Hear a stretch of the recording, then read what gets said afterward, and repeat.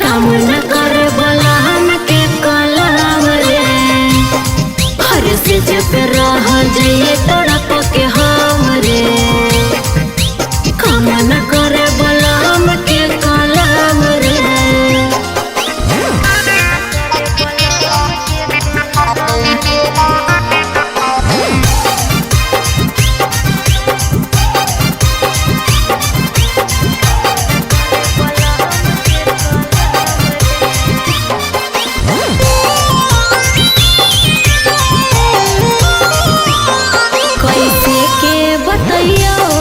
दिलवा के बात मोर से जिया पर सैया पड़ जा है कमजोर।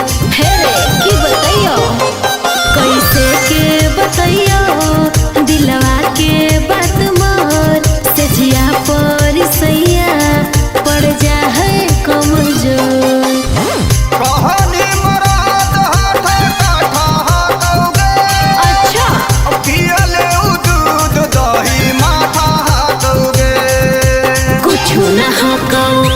भीतर दाम रे, काम न करे बलहम के कलम रे, हर से जे पर हो जाइए तड़प के हम रे।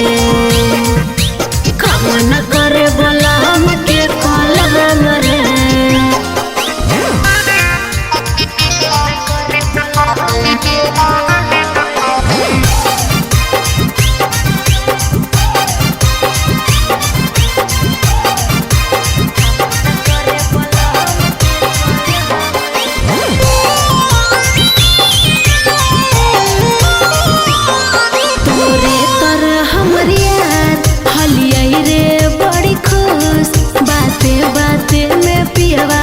सुन जा हमसे रूस।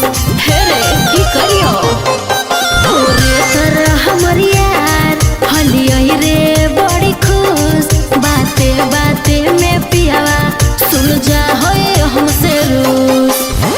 कोई नहीं बड़ी तू बड़ाइया गे की कहियो अब कैसे हो गे लड़ाइया गे।